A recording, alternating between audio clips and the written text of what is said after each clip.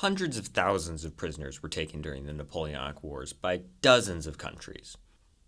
Conditions for prisoners could vary wildly depending on who they were captured by and for how long their stay as a prisoner of war lasted. For many POWs, they would only find themselves in prison for at most a few years, as constant peace treaties during the Napoleonic Wars allowed many prisoners to be released.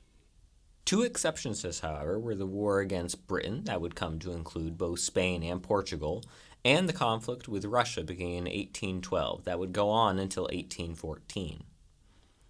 Typically, if a conflict went on for any significant amount of time, prisoners would be swapped between countries as both sides wanted to reduce the cost of housing prisoners. During the Napoleonic Wars, however, this was somewhat different.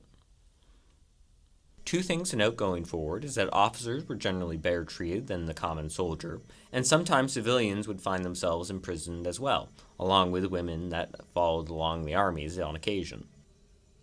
For a number of countries, such as Prussia, Austria, or Russia to a lesser extent, conflicts tended to follow a similar pattern. Short, high-intensity campaigns with the coalition suffering a number of defeats at the hands of Napoleon that produced a large number of prisoners for France, but not nearly as many for the coalition. Keeping prisoners was very expensive for the country that had to take care of them, meaning that they generally wanted to reduce the cost as much as possible. The relatively short nature of some campaigns meant that prisoners could be housed locally until the conflict ended and they could be swiftly sent back to their home nation. This was the case in some campaigns, such as after the Battle of Austerlitz, where many Russian prisoners were taken care of at a local level before eventually being sent back to Russia. Many would still die of wounds or sickness even during these relatively short periods, however, leading to a high fatality rate. Prisoners that survived the battlefield were generally treated well by both sides, with the treatment of prisoners and their swift release playing a part in the politics that would follow a war's conclusion. The French Revolution itself brought changes to how prisoners were treated, as ideals of the Enlightenment were brought forward. In 1800, for instance, Russian prisoners were treated extremely well by Napoleon after their capture. By treating these prisoners well and swiftly moving to have these prisoners be released back to Russia, Napoleon was attempting to improve relations with Tsar Paul I, who was already embittered towards his former allies in Austria and the British. The invasion of Russia in 1812 produced an unprecedented amount of prisoners for Russia. The number of prisoners quickly rose by the tens of thousands for Russia, making them a serious concern. They had taken several thousand prisoners during 1806 and 1807 that had led to them reshaping how prisoners were treated. Unfortunately, of the prisoners taken during 1812, within weeks of capture, nearly half were killed by sickness, wounds, or by angry peasants. Those left were transported eastward in groups of several hundred at a time, far away from the advancing French army, making rescue or escape almost impossible. Those sent east were generally treated very well, as they were under the responsibility of the local civilian administration. They were given clothes, food, and a daily allowance based on their rank.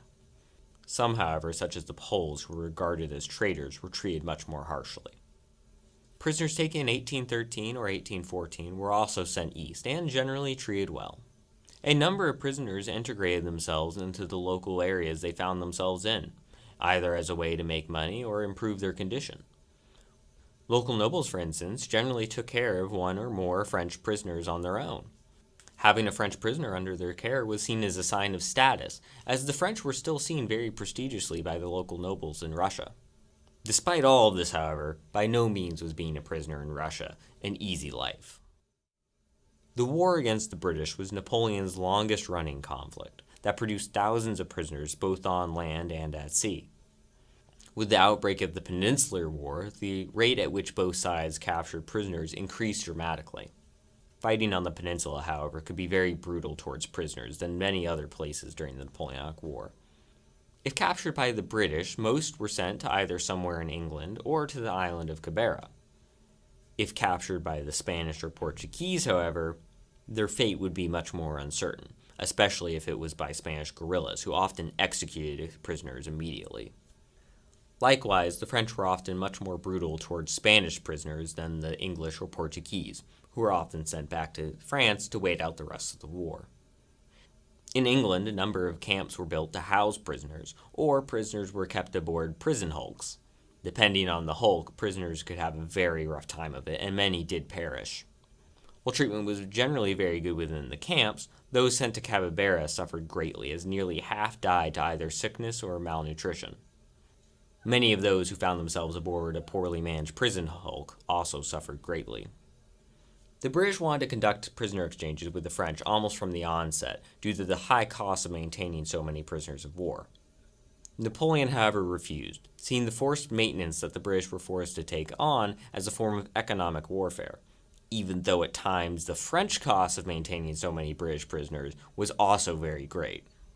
British prisoners back in France were often less well off than their French counterparts, but efforts were made to take care of them despite the cost. Prisoners were given a daily salary along with food and clothing. However, often this was not enough due to issues within the French prisoner of war system. Shortfalls in the French system, however, were made up from donations back in Britain that were routed through certain banks to prisoners through a sort of legal gray zone. The French did not crack down on this, however, as they were aware of the issues within their own system, even as they were attempting to fix them. After fighting ceased, prisoners gradually began to be returned home.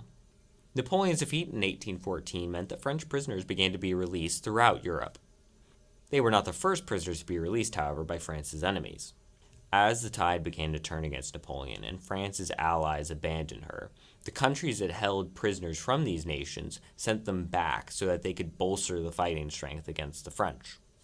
Gradually, prisoners from Prussia, Austria, and other minor German states were released to go and fight against their former allies. Once the French did begin to return home, however, they had long journeys from Russia's east, or shorter trips from the British.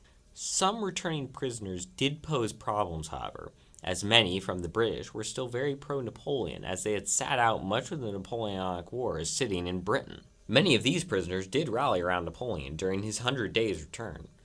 Napoleon's return during the 100 Days led to an immediate stop of prisoner shipments back to France.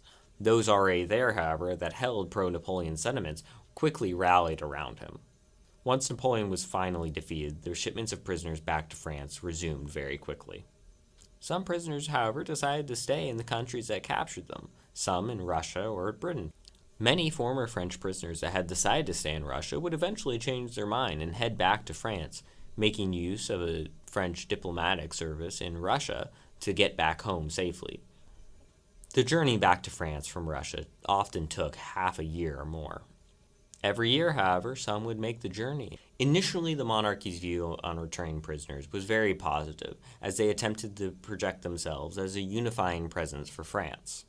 After the 100 Days, however, where the army had quickly abandoned the monarchy to once again fight for Napoleon, the Bourbons' view of prisoners returning back to France soured greatly.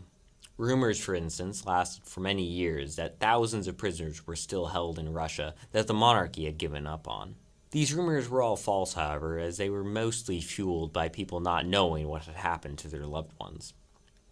Being a prisoner shaped people's lives just as much as being a soldier during the Napoleonic Wars. Many prisoners came back from the conflicts vastly different from when they had marched out under the glorious eagles of Napoleon. Conflicts between the government and former prisoners or soldiers would be a serious issue in France for many years to come, as they fought to receive pensions or other benefits from the government.